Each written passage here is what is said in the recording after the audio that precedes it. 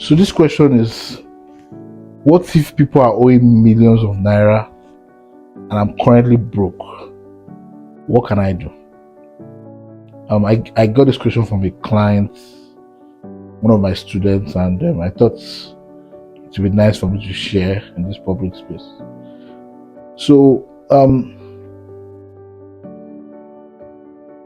first is you have to put structures in place to avoid being owed money. Like, you just have to.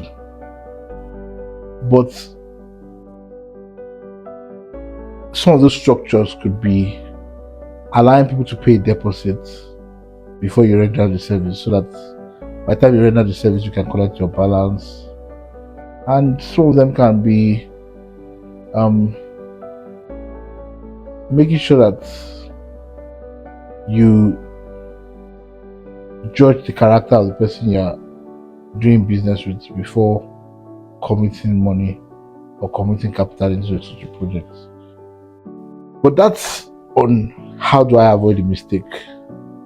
I'm sure the main catch here is, how do I come out from it, or how do I survive being broke? Now, this boils down to your mentality again. Yeah, it boils down to your mentality, because you cannot say that because someone is owing you money, you're not going to move forward in life. See,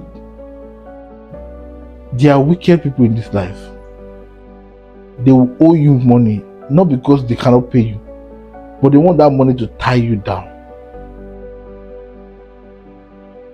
That money is going to be huge enough to do something substantial, and because of the money that they are owing you, you could even go and report them to police, and even spend more than the money that they are owing you to recover the money that they are owing you, and you will not still recover it. So when people are owing you money and you are broke, you need to look for another way to make money. Yes, you have to look for another way.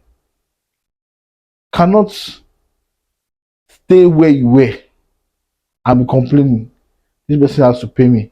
If this person does not pay me, life will not move on. If you die, life will move on. Same way, if this person does not pay you, life will move on. Let me tell you the sweetest part of it. The sweetest part of it is, if someone is owing you money and you still do big things beyond the money that the person is owing you. You still engage in projects beyond the money that the person is owing you. You still accomplish your goals beyond the money that the person is owing you. You know, when you're able to do that, you've developed a thick skin. That's what we say, you have skin in the game. So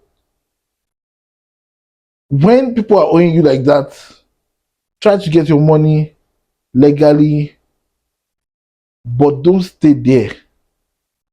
No matter how, forget about the money that they are owing you. Forget. If the money comes, it comes. If the money doesn't come, it doesn't come. And another rule of thumb: don't ever borrow someone money that you cannot lose. The money might be big, but if you can lose it, borrow the person. But don't ever borrow someone money that you cannot lose. And also, when you borrow people small money and they don't pay, if they ask you for money again, give them, borrow them again. Keep borrowing them, keep borrowing them, borrowing them, borrowing them, borrowing them, borrowing them. Bible says that the borrower is a slave to the lender. So just keep borrowing them, but don't borrow them huge money. Keep borrowing them small money. That will help. So if there's anything you need to get out of this, is regardless of how much someone is owing you, you have, and you owe it to yourself to make sure that it does not deter you from handling projects. Regardless of what you need to handle a project is not money. What you need to handle a project is faith. You must have that faith that I can get this thing done. And that faith is a substance. Faith is tangible. Faith will attract the resources, attract the men, attract the capital, attract everything in your favor. It will even attract the wisdom you need. So switch from money to faith, and you see how your life will take a new turn.